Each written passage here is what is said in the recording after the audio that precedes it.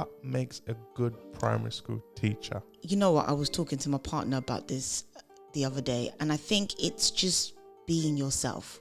So if you know yourself and you know how you are, I think that's key, because you can then add your personality, add your little vibe, whatever, to whatever you do. And then the children, I think the children appreciate it a lot more when you're being real with them. That's from my experience. You know, I'm real with the same way that I teach is the same way that I kind of parent as well.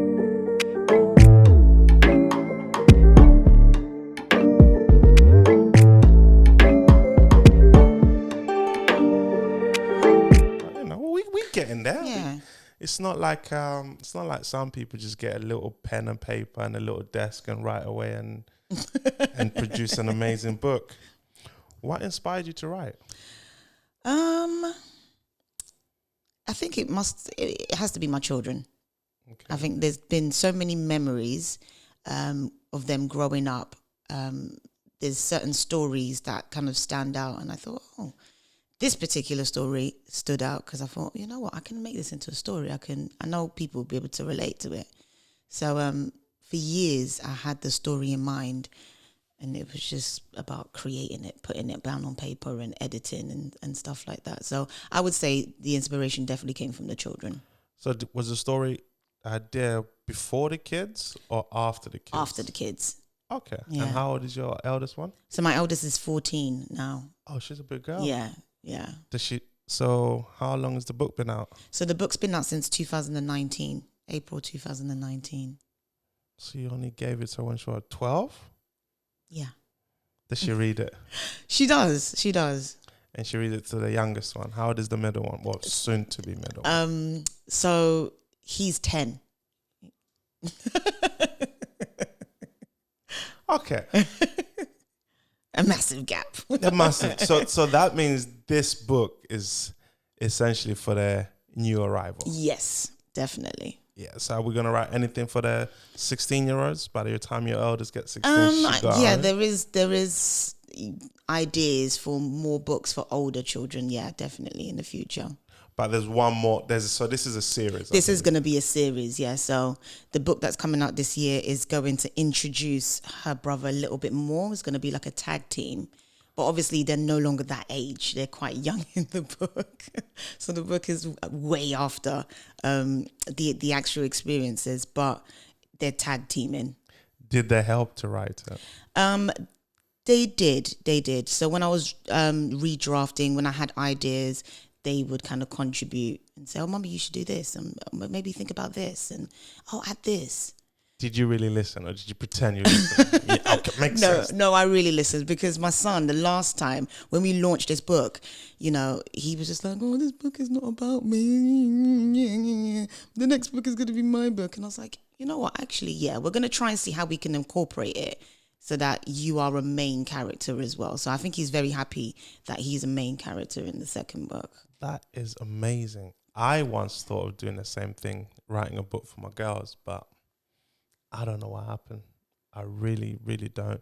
But for you, when you see the book, how does it make you feel knowing you done this for your girls? And when your eldest looks at the book, does she feel the pride that you feel? Oh, definitely. And I think it's because of the lack of representation, you know, growing up. There were books that, you know, she did see that had people that looked like her, but there wasn't a lot. So for her, she sees how important it is for herself, and she also sees how important it is for me to make sure that we're doing something about it. We're not just saying, you know, there's no representation, there's lack of representation, that we're actually, you know, doing something to create representation within books, within anything, within education, within anything that they're involved in at the moment. So why do you think there's a lack of representation? Because I guess it's different for us as boys. We don't see it in that way. Like we don't have the issues like I want my hair to be like this. Actually, black boys, we love our hair. Yeah. For the most of us, we can grow an afro, we can cut patterns in it. And I believe to some extent, I say that when I'm in the barbers, I see other ethnicities come in the barbershop. It's like they feel I get a feeling they wish their hair was like us. Okay. So what is it about girls do you feel they wish their hair was like different? It's complex. I think definitely, you know, in the country, I can only talk about obviously the UK. In the country that we live in, you know, even myself growing up, the representation of beauty and what you're supposed to kind of aspire to wasn't what looked like me or looked like my mum or looked like my aunties. So it was very difficult to kind of navigate through the identity of what I should look like, what is acceptable. So I think definitely representation is important, because it allows the young girls, it allows the children to kind of feel like, oh, you know, I do belong. Like I do have somewhere that I can kind of grow and I can kind of be myself, or I can kind of find myself at least. Where, you know, with social media and the stuff that have been going on, I mean, it's getting better now. It was hard. It was quite difficult to find it. And I don't know the reasons why it was like that. A lot of people say racism. A lot of people say other things, but yeah. Which is weird, because growing up where I grew up, Kilburn, and I'm presuming you grew up in South. Yeah. Was there not a lot of your community around? There were, yeah. But it still wasn't enough. It still wasn't enough, no. And I think we need to think about the times and the changing times, because obviously now we're heavily into the internet. Everything's on the internet. That's what we look at. It wasn't so much like that when I was growing up. So yeah, you know, I did have my aunties. I did have like cousins. I did have my mum. But I don't know, it just, you know, when you go to school, it was different. You know, the school experience, when you're, for example, you know, reading a book in English, or they tell you to go and get a book to read, you know, you knew what you were going to find. Of Mouse and Men. You knew what you were going to find. And Lenny and George, I still remember that book. I think they're still on the syllabus, to be fair. It probably is, you know. Yeah, I think it is. Of Mice and Men. I actually enjoyed that book. I really liked it. I really enjoyed it. But it wasn't of us. No. And I think with representation, we need to be careful, because sometimes it's representation of, you know, past experiences and stuff like that. I think for me, what I'm trying to promote is representation in a more positive light.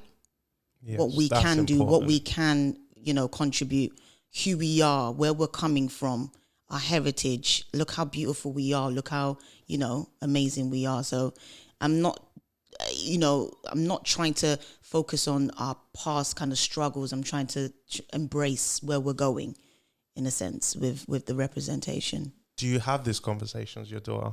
I mean, at 14, how much does she understand the fact that she can have her mother write a book about her? Because I believe each generation does something different. My personal opinion, I believe my mum wasn't not the type, she was more than capable, but her time wasn't to write a book. Her time was to get me in a position where I can write a book, where I can do this. So I believe your time as well on your side is you can write a book. So we now hoping our kids do one over us. Yeah, definitely. So do you speak to her and let her know how crucial this time is and how lucky she is? And does she ever express otherwise to you? Oh, yeah, definitely. We have conversations about, oh, you know, in my time, I wasn't able to do this. You know, my hair was always in braids. I can never have an afro out, because she has like a little puff, and sometimes she has her hair out, and she loves it. And for me, it's so beautiful to see that she can actually be herself, and no one's going to look at her and judge her or think, oh, you know, you need to put your hair away, or you need to stop being yourself, or whatever. So we do have conversations, and she does appreciate the fact that there's a lot that has been done for her to be able to be quite free in who she is right now, because it wasn't like that before. And I think she definitely appreciates that. So she takes it in positively, definitely. Does she go to book reads with you? Sometimes I have to force her. Really? Mum, please write me a book. I'll go to any book read you want me to go to. No, that is amazing. So you also work in a school. I do. What is that like? And what school do you work in? Okay, so I love my job. I actually love teaching. I work at Whitehorse Manor Juniors. It's in Croydon, Thornton Heath. I don't know if you're familiar with. Yes. Yeah. Right on the roundabout. There's a roundabout in Thornton Heath that everybody knows about. The school is right there with the golden. Right in the middle. Yeah, it's got the golden roof. So how do the kids cross onto the roundabout? Is that It's not on those. No, it's not on the roundabout. I mean, the roundabout is literally just. I was gonna say, I feel sorry for the lollipop person. You know, just wait, stop it, wait. Probably makes them quit. I can't do this. No, I mean, the roundabout is very close to the school. That'll be like a prison. You know, just once you're on the roundabout, that's it. What is that until like? 6 o'clock? Wrap around here. So yeah, I do enjoy what I'm doing. And I have been doing it for 5 years now. This has been my 5th year. Wow. I currently teach year 6. Previously, I've taught year 5 for 2 years, and I've taught year 3 for 2 years as well. But at a previous school, I was down the road from where I am at the Crescent Primary School. It's interesting. It's interesting to say the least. First, I need to ask this. Is your book in your school? Oh, yeah, definitely. Okay. And it's in the library? Yes. And it's read in every single class for the first 10 minutes of the morning? No. But I am doing, because book week is coming up next week. So I am doing like a special assembly for everybody in the school. That's going to be virtual, I believe. That's going to be virtual, yeah. What is that like at the moment, teaching virtually? 2 youngsters at that age. Okay. It's frustrating. But it's frustrating because you can do your best. You can set the work, you can try and make the virtual kind of meetings in the mornings, afternoons, or the lessons as fun as you can, but ultimately they're not with you. And they feel it as well. They lack that social interaction of being able to ask a friend next to them, or being able to kind of, share ideas, because we can't have 30 children with their mics off, saying things or having private conversations. So it is hard. It is hard, but we've managed to make it work in a way that a lot of them have grown in independence. For me, I'm not a teacher that kind of teaches to tests. I've always told every single one of my children I couldn't give about tests. I'm teaching you for life. These skills that I want you to learn, as much as you think that you might not need them or it's not important, it is. And I give them real life scenarios where they'll be using it. So for example, in maths, if I'm teaching percentages and things like that, a lot of them are like, but percentages is so hard.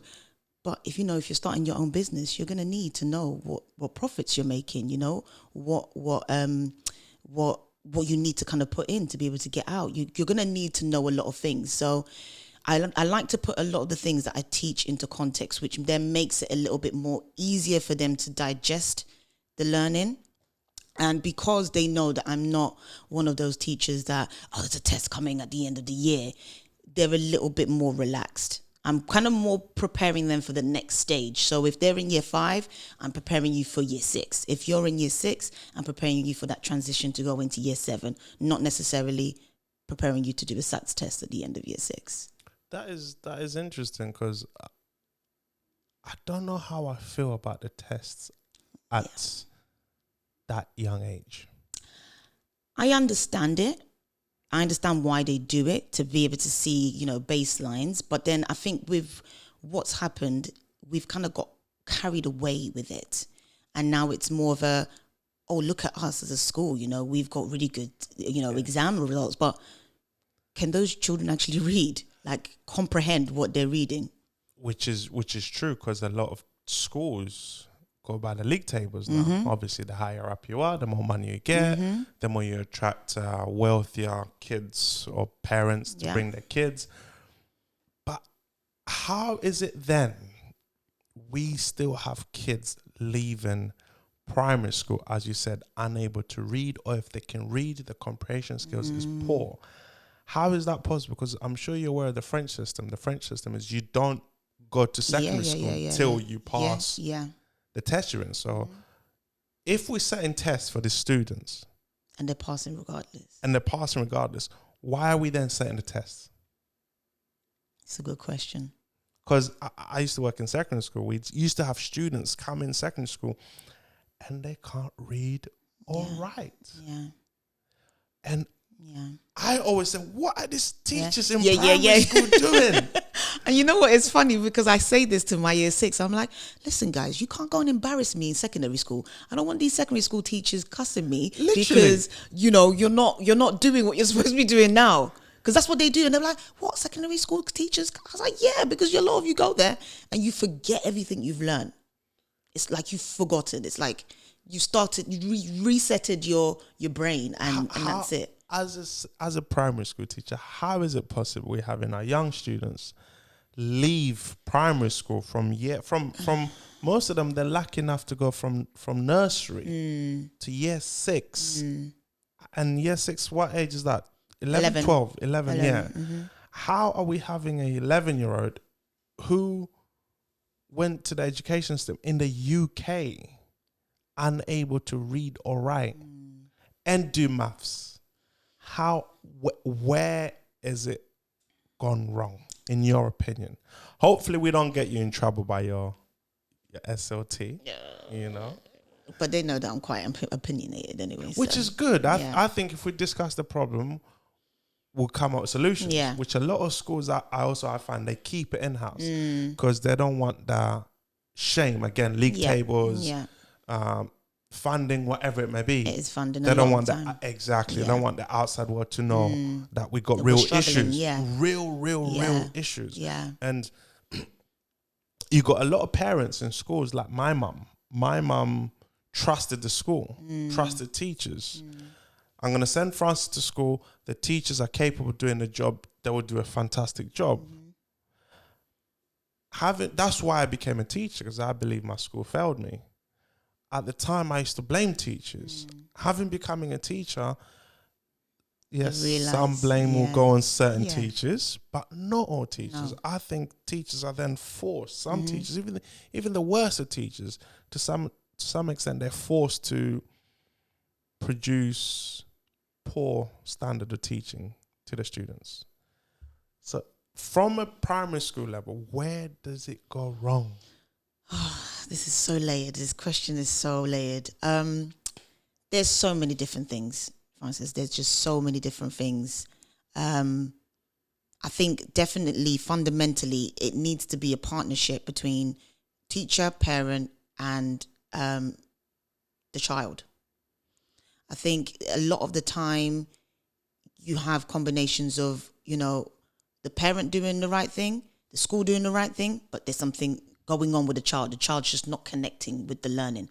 And that could be because they have learning difficulties. That could be because the teaching style of the particular teacher that they've got doesn't really kind of go with how they learn or their learning style. It could be the fact that the curriculum is boring. They just don't connect with the curriculum. So that's one combination. Then you could have where the child and the school are doing well, but then the parenting at home is off. So that's going to definitely affect the child some way coming into school. So they might be showing good grades or whatever it is, just for what it is. But if you take them out of that particular, the context of whatever you're teaching, they have no clue, which means they don't really know it, to be fair. And I'm always telling my children this. If I teach you a lesson and you're able to get in a lesson, that's great. But if I now throw it in next week or the week after and you don't know it, then you don't really know the skill, so you haven't really practiced it. So I think a lot of children are showing good results because you've taught that skill, but then being able to kind of replicate that skill over time, they can't do. And that's something, I don't know whether it's to do with home or the fact that parents are not kind of supporting that learning that's going on with homework.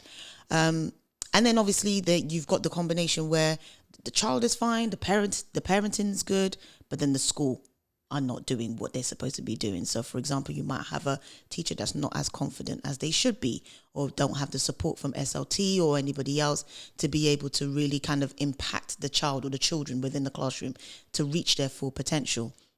And then with that, obviously, they just lack They lack in a year's worth of education. And then that can just kind of demoralize some of them. Some of them might give up on learning, give up on the love of learning or the love of reading or the love of maths or whatever it is. So it's really complex. And I can't say, it's just schools that are to blame, because there's the children itself, because there's some lazy children out there, real lazy children. You give them everything. You give them intervention. You throw everything at them and they just don't want to do it. They just can't be bothered. And there's no learning difficulties. There's nothing there. They've done the tests. They just can't be bothered.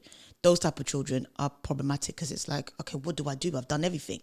I've spoken to SLT. I've gone online. I've done my own research in my own time. I've done this. I've done that. And this child is still not, accessing the learning. I've made it fun. I've tried to change the book that we're doing, and it's just not working. So it's complex, because there isn't, I wouldn't say that there's just one problem. There could be a range of different problems.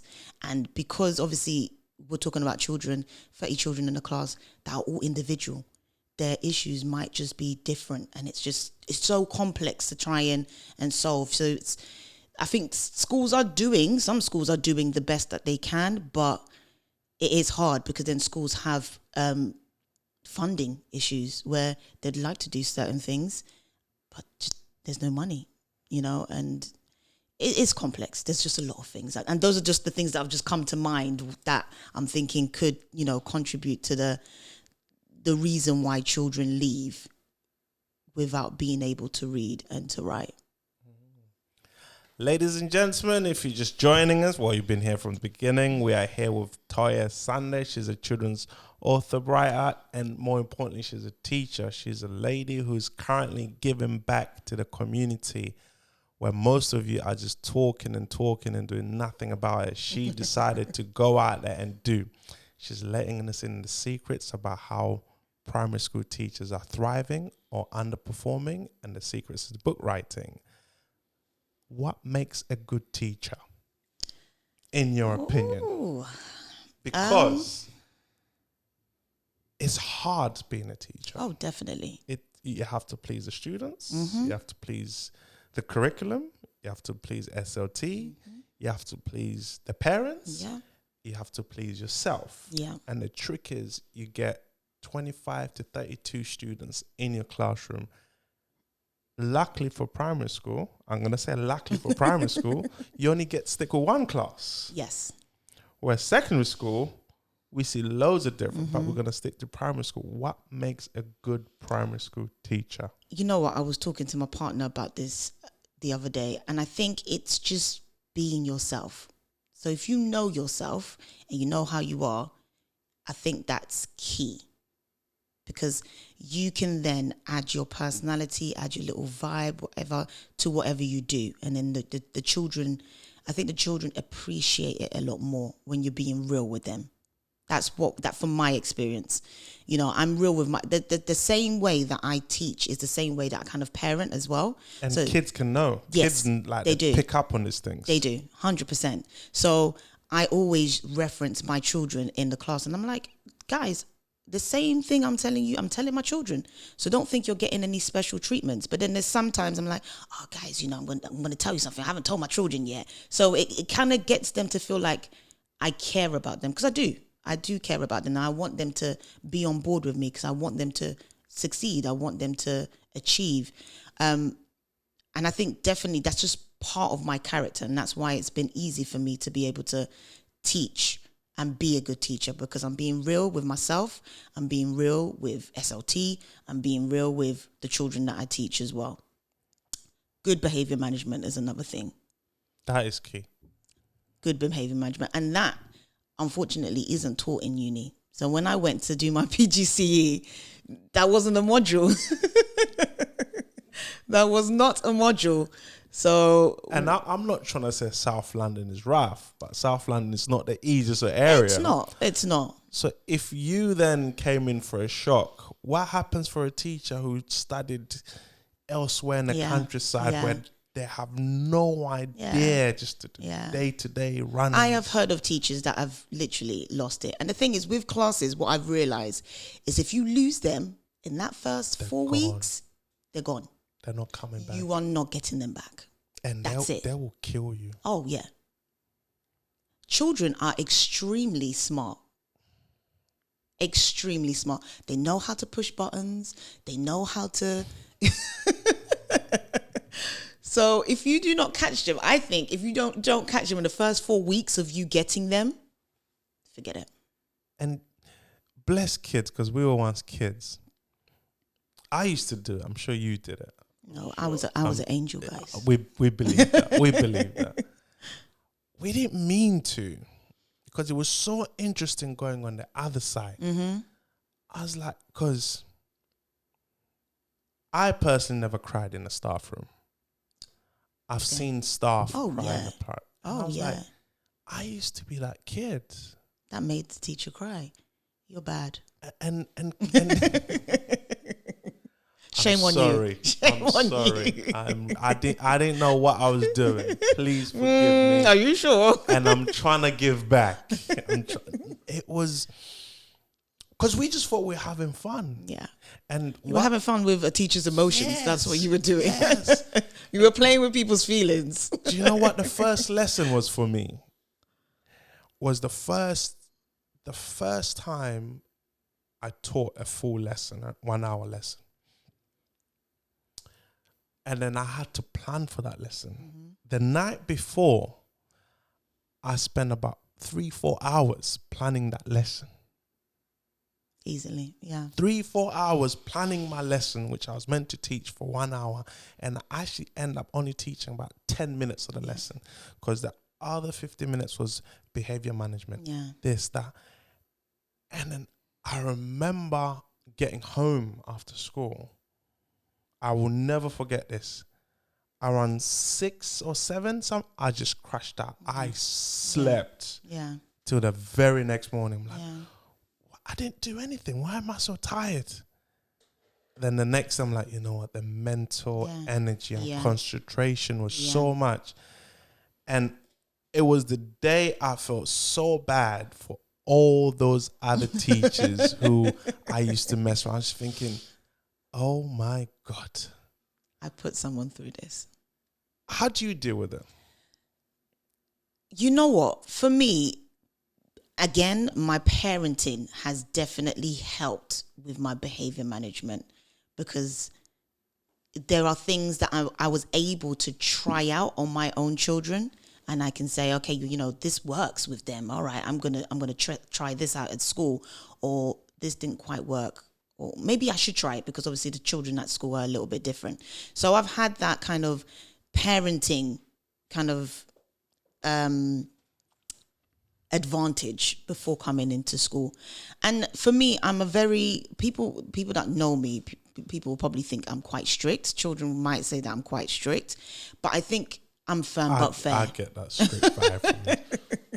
I think if the cameras went, Francis, can you, I need to like, that's that, can you put the, I can see that strictness from you. I'm firm but fair. Miss Sanders coming. I do have that with my class. The thing is, it's just finding that balance with them. I am firm, but I'm fair, and I'm true to my word. So if the rule is the rule, it's the rule for everyone. I'm not going to bend the rule for you because you know. Even for your star students, no, the cute ones, no.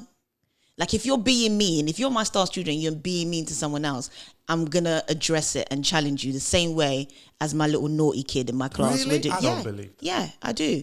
Because the thing is, the kids pick up on it. So if you're not being fair, the kids in my class will be like, Miss, you're not being, Miss Sunday, that's not fair. You wouldn't do that. But they can't do that now, because when you've done that in the past, I've pulled you up on it the same way I'm pulling up this child right now. And when I say it to them, they're like, I'm firm, but I'm fair. What if you make the students cry? Which I'm sure you have a lot. I have. How's that make you feel? Does that make you just sort of like, oh? It does, but then sometimes I'm just like, you know what? This world that you're going into, you need to toughen up. It's good. I'm sure some of them will probably cry on purpose just to test you. The tears don't work for me personally. I'm not saying that I'm a cold person. That's cold. No, I'm not a cold person, but I feel Dry your tears. Sit down then. Let's go. Again, because I like working with upper key stage 2, so that's like year 5, year 6. For me, I'm just like, guys, secondary school's on the horizon. They understand. We've got to kind of get out of this whole, I don't want to do this. You've got whole of secondary school life that you've got to do. You have to do it by law. I think education, you have to go into education. You have to stay in education till 18 now, right? Now, yeah. Yes. So you've got a long way. At 11, you still got another 8 years. So we need to get to a point where you at least accept, and you're able to kind of thrive in whatever you're doing, But I just want to prepare well-rounded or all-rounded children that are ready for the world, ready to go and, go and get their dreams, whatever it might be. If you want to be an astronaut, go do it. Make sure you've got the right attitude, the right mindset, the right, qualifications. Go and do it. If you wanted to decide that you want to be a bus driver, go and do it. Whatever you want to do, go and do it.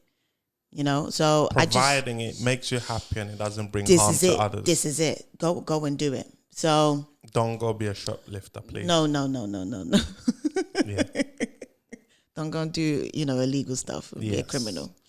So you touched on behavior management. Yes. You said kids in this society have no behavior, so to speak. Why is that? Because I believe it's our fault. Our fault as in the government, the teachers, and the parents. Because I came to the UK when I was 11. Back home, there was no behavior issues when I was a student. I'm just putting it out there. Whatever behavior issues I had, I'm telling you this, within 5 seconds of the teacher seeing it, even if the teacher just thought I had that, it will get dealt with quick. Yeah. And that dealing will last me for at least 6 months. So there was no behavior issue. Now, I'm not saying beat the students. There's a reason why I don't grow long nails. There's a reason. I'm telling you, as a kid, you used to put your hand out. So you had to put your hand out, and the teacher come with a ruler, a wooden ruler. Yeah. So what I had to do was you had to look away. Because some teachers were, I'm going to use the word evil. They would tease you just to see. Because they want you to flinch. If you flinch, that's 2 extra. I'm not kidding. So the best way we used to just put it there. Look away. And if you had long nails.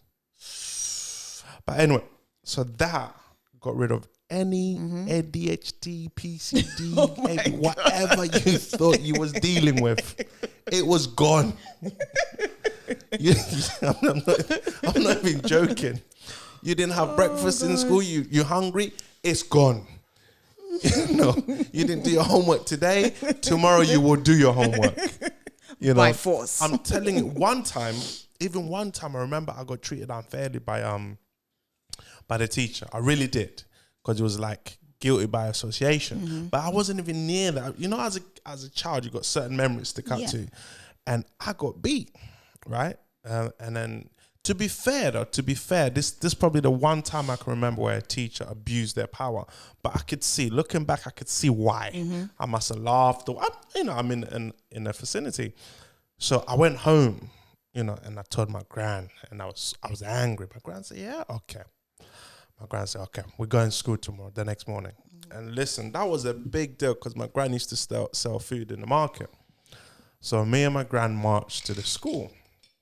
It was one of the most proudest moments I've had in my life. Going there, seeing my friends. Actually, a couple of my friends walked with us. We used to walk to school together. My gran's going in. She's going to tell the teacher. The teacher beat me. He's never going to do that again. And then it gets to the meeting now, right?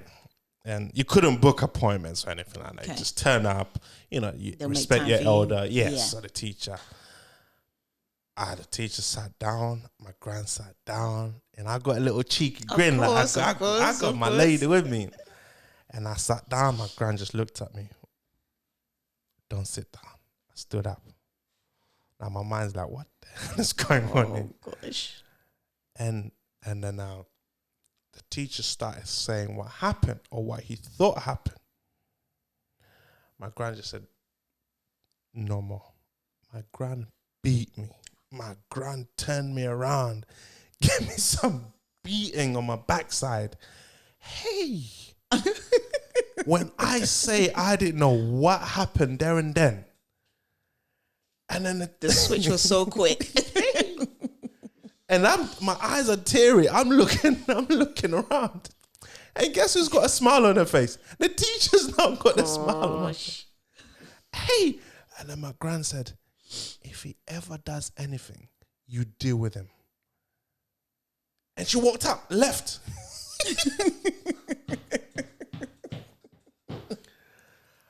It was the most confusing days of my life. I can imagine.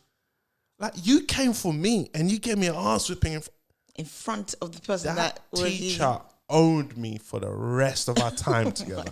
But again, I had no behavior issues. Yeah. Because I was a hyper kid. You think I was hyper ever since then? No. I couldn't even go home, tell my gran anything because I had no behavior issues. Everything was done. Yeah.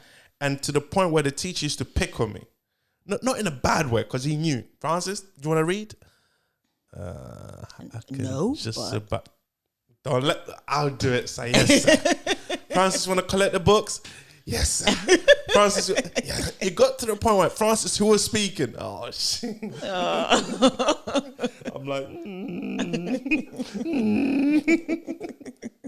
So the point I'm trying to make is we had no behavior issues. What do you think we can do in the UK? Because I know in the UK, back in the day, kids used to get beat. Oh yeah, they did.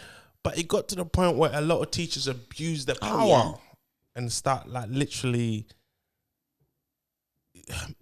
beating for no reason, you know, picking on certain people because of certain things, And having been a student myself, I strongly believe if that rule was still in power today, a lot of us will get messed up because of because, you know, there's certain teachers out there don't like certain students. Oh yeah, definitely. And they will abuse whatever power they had, you know.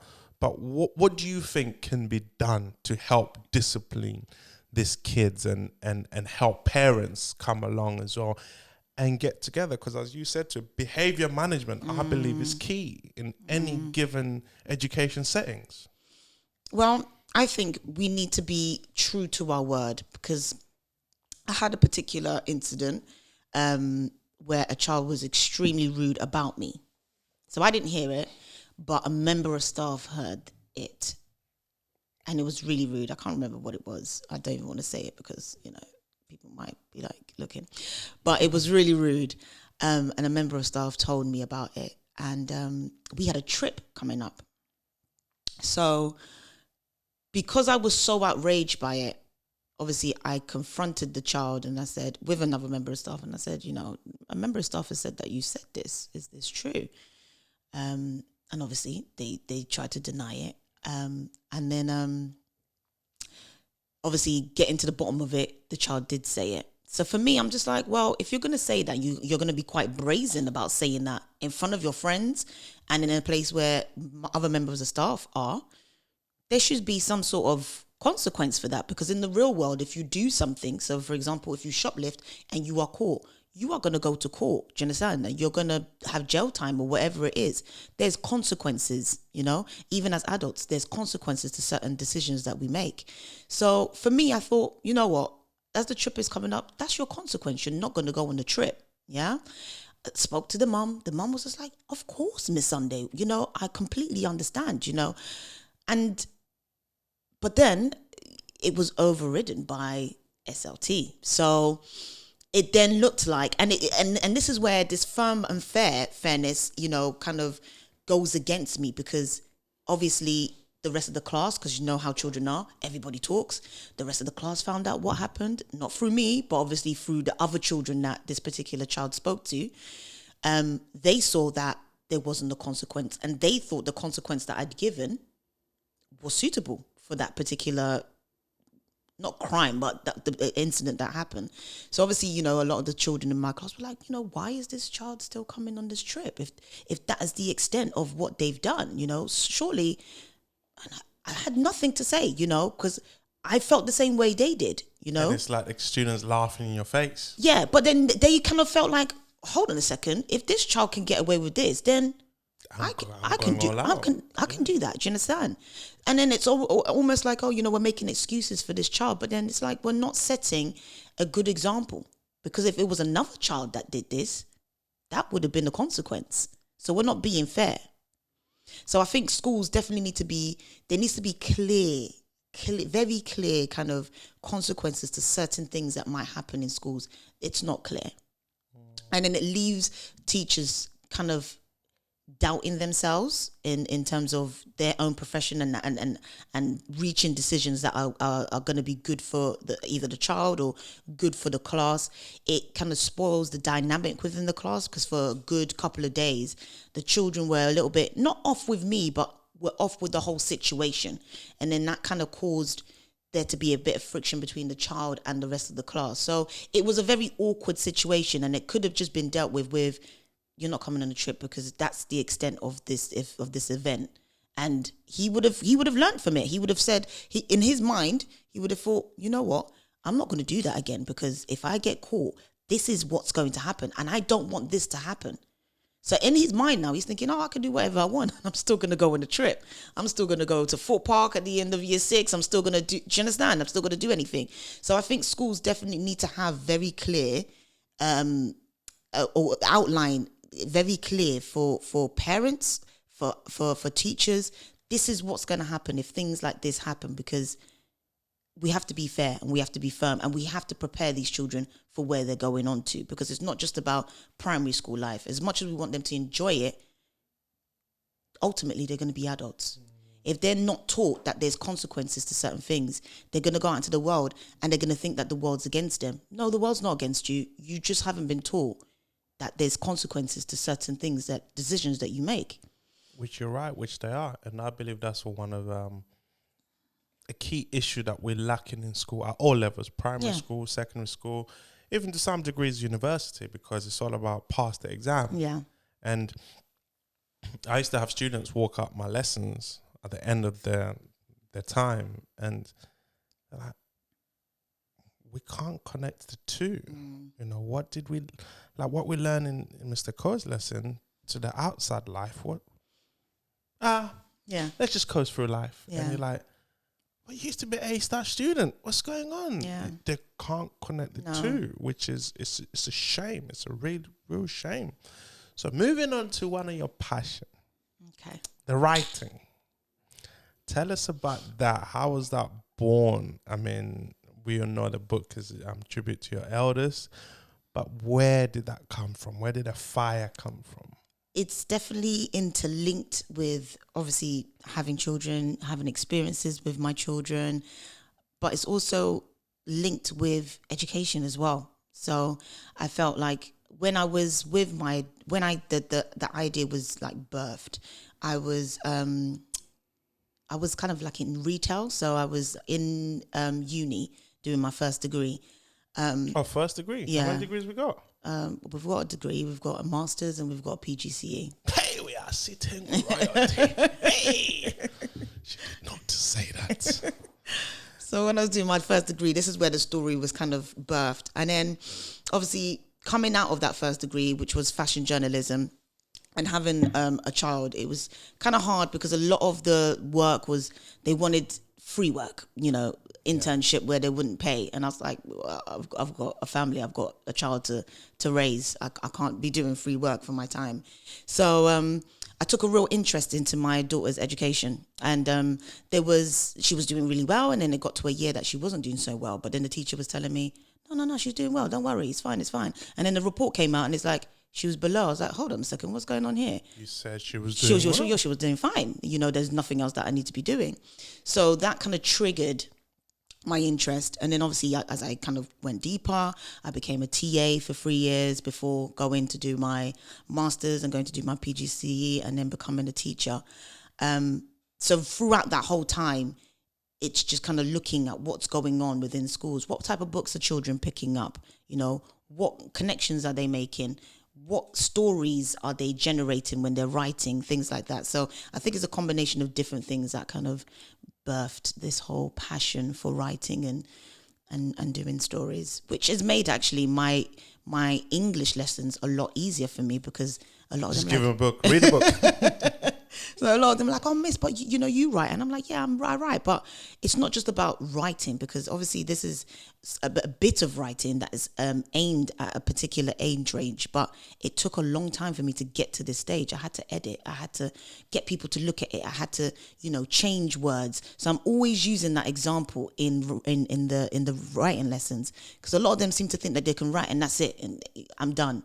But it's like, no, I had to go back. So you guys need to go back. All these authors that you're reading, and you've got this favorite book, and it's David Walliams, and it's, you know, all these different books that you like. They didn't just write and that was it. They had to go back and they had to edit and they had to change words. This verb is better than that verb. I'm going to change the verb. And that's what we have to keep doing. So it's definitely allowed me to teach a lot better, because I've gone through the process as well. And then I can now tell them this is what people do, you know, and this is where you can connect the dots, that we're asking you to write a story, or we're asking you to write these things. People in the real world are having to do this all the time, you know. With contracts, people are always having to have a look at the contract. Does it make sense? Does the sentence make sense? Is it being clear to the person that's, you know, it's intended for? So I'm always kind of relaying things back to real life, so that connection is there. And I think that's where, you know, that whole passion of writing is just. So you make it make sense for your students. Yeah, whereas I make it make sense for myself first, and then it's easier for me to make it make sense for them. Are you sure? Because remember, you master's degree level, you know. No, you're telling the kids, do you comprehend? Spell comprehend. Comprehend. Can I go toilet? So yeah. How long does it take to write a book? Because as a father, I fell victim. I pick up a book, a simple book. This is easy. Probably wrote in 2 days, because you just see 2 words or 2 sentences, then 4 pictures, and move on. That's not the books I read to my 8-year-old, by the way, guys. And how long does it take to write a book? It depends. It depends on what type of book you're writing, and it depends on your mood. Because some days you want to write, some days you don't want to write. Some days you want to edit, some days you don't want to edit. So with this book, it didn't take me that long. It probably took me, I would say, a couple of months, because I kept going back to it. 2 months? Yeah. Degree standards. Yeah. See, all you guys that's taking you a year to write a children's book, go get your masters.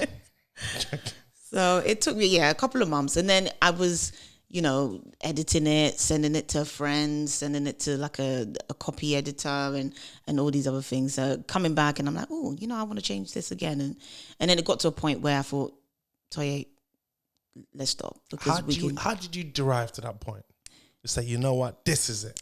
It got to a point, it's like, when do you want this to be released? You know, 2030? Like, come on, we could keep doing this for years and years and years.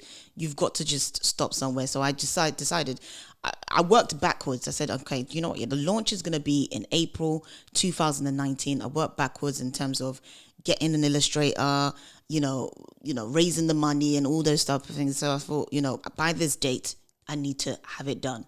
So after that date, that was it. What was the most proudest moment for that book? Was it which stage would you say? Okay, so all the stages were a teaching moment, because there's so many different things in self-publishing that you have to just learn. And even then, I learned them, but I didn't learn them in depth when I did the book. So it's now that I'm doing the second book that I'm really understanding certain things. But I think the proudest moment for me was when the book was delivered to my house. I thought, oh my gosh, this is mine. This is my legacy. Look at the smile. This is my legacy right here. So this is my name. Yeah. So yeah, it was definitely when the book actually got to me with my words, with the pictures, everything. And all of us like stood there and we just read the book. You didn't even want to sit down. No, I just stood up.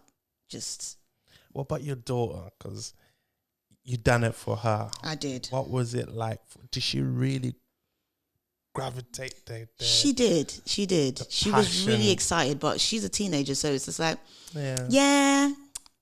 all these signs that they do, like, yeah. So yeah, she was excited. She was. Because you wrote that for her. I did, yeah. Although you gave it to her when she was a bit older. But Yeah. you wrote it for her. Yeah. And the second book, which we can talk about, Yes. it's about her brother. Tell us about that. Okay, so the second book. And the third one as well. The third one is not part of the series. The third one is a bit more kind of going into the culture. No, I disagree. I think the third We're gonna take a break from the series. We're gonna come back to the series. one. We're gonna come back. Lord of the Rings style. Lord of the Rings style. See, We're gonna Masters. come back. This is what you get taught at Masters University. But we're gonna kind of deviate somewhere else first. Use different kind of writing, them hungry. writing techniques, and then we're gonna come back to the series. So the second book is to do with both of them. Because obviously with this book, you see her brother a little bit, but not that much. You see him at the beginning. I think you see him at the end as well. But the next book is both of them. You know, this book is about food, clearly. The next book is more about fashion and how they kind of navigate through Nigerian fashion and things. So they've got an upcoming event. They do love clothes. They love to dress up. You know, they know how certain clothes make them feel. You know, they go through those certain clothes that make them feel cool and make them feel jazzy and make them feel sophisticated and grown up. So you see them wearing all these different clothes, but then they've got this particular event that need to go to, and they're a little bit baffled. They think, what are we going to wear? We can't wear our pajamas. We can't wear our sportswear. You know, this is a wedding. This is a big thing. So they set out to, you know, creating their own thing. They think, you know, let's just create it. Since we've got all these ideas, let's create it. So they try and create it. And obviously they're not designers at 5-6 years old. So they forget that they need to have holes for arms and holes for their head to go through and stuff like that. So they're constantly going back to the drawing board. And then obviously they find a solution of maybe somebody else creating it. So they have the ideas, but getting someone else to create those ideas for them. But they're not happy at the fact that they have to wait for this. They want things quite instantly. Like mummy. Yeah. No. I'm patient. I can wait. So they don't like that. So they're having to wait for their designs to be produced. And it gets to a point where they actually just give up. They just think, you know, it's not coming. And then it does come. And it's better than they ever imagined. And then they realize that actually mum was a little bit sneaky and got an outfit made as well. So at the end, you're like, oh, okay, mum. You know what? You just sold me that. So here's where I come in now. We got foods, we got clothes. I think the third one should have a third one about music. I am kind of going down that road, 10%. Yeah. We talk about that after 10%. Yeah, we got the cameras. It's on camera. 10%. It's a contract. Yeah, verbal contracts. It's probably gonna pull out some master's degree on it and say, "I did not sign that." No, that's interesting. So for you, this book was so much about your kids or our kids being represented in something. How important is that to you?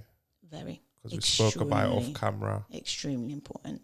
And it's not just about them being represented in terms of their race and what they look like, and obviously that, you know, that they're black, but it's also being represented as Nigerians, as, you know, being from Africa, and having that moment where you can actually either relate to people and say, oh, people are like, oh my gosh, we've got fufu, and that looks a little bit like this, and oh, do you eat it with this soup? And you know, having that conversation where others can join, even though they're not part of your culture, they can still join because there's similarities in there. Or you can literally just teach others that are not in your culture at all and say, this is what we do, this is how we eat it.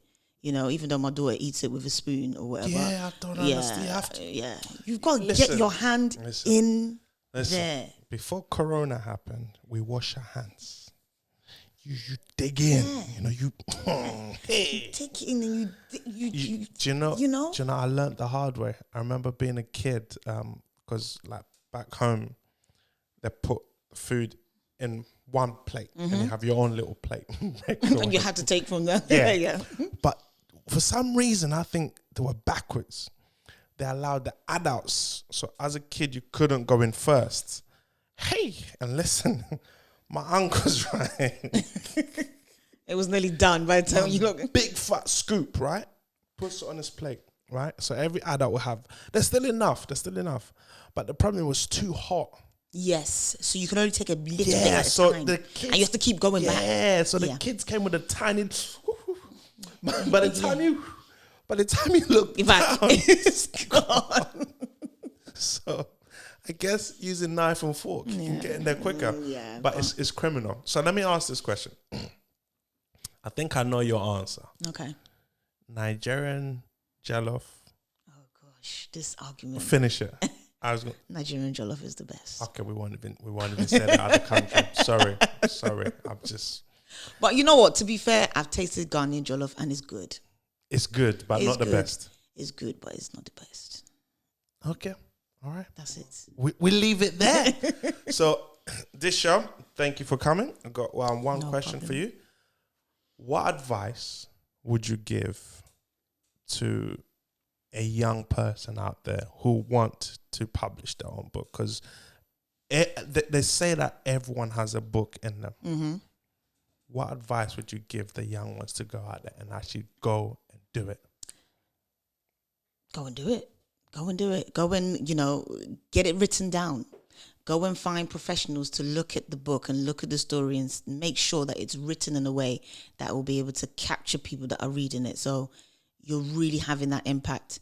Go and do the research about how much it's going to cost you, Do the research about, royalties, maybe your illustrator that you're going to get, maybe might not want any money up front. They might want royalties. So learn about that aspect. So I would say enjoy it, get it out there, but also learn about the whole kind of business and the process and enjoy it as well. Okay, well, if you're not any illustrator that doesn't want any money or royalty, please send them my way. I'll definitely write that book right now, right? So this is part of the show where I don't close the show. Okay. I believe the guest should close the show. Okay. That's your camera. Close it anyhow you want. Whatever is, take it away. Okay. Thank you guys for having me on the show. I hope you've enjoyed. And hopefully that this is kind of triggered conversations in your household as well. And hopefully I'll be back as well with the second book. And enjoy the story. Yes. Oh, one thing we didn't do. Sorry, we didn't even say the name of the current book. Please say what's the book? Where can they find you, and where can they find the book? Okay, so this is the book, Tiana Eat Up. You can find me on Instagram at Toya Sunday Writes or simply Toye. And I've got a Facebook, but I don't really use it. So just stick to Instagram for now. And then I've got a website, akitoyasunday.com, and you can purchase the book on there as well, alongside other merchandise. So I've got books and I've got bags as well on the website. So that's where you can purchase it. So yeah, that's all my details. Support. Let's make the movement. Enough talking and more action. Love, peace, and happiness. I've been your guest, and Toya's been the host. Till next time. Thank you. Bye.